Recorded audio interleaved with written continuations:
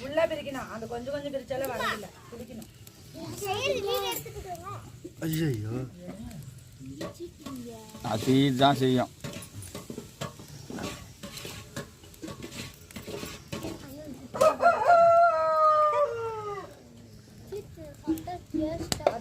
இந்த தட்டை எடுத்து உக்காந்துக்கோங்க. சரியா? எப்படி கண்டாங்க? ஏய் இது எப்படி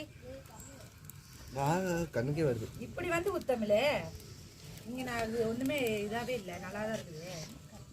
பின்னால தேய்ச்சிட்டு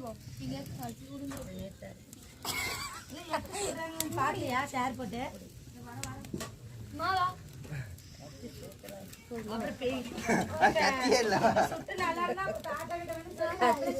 உட்காந்துக்குவாங்க.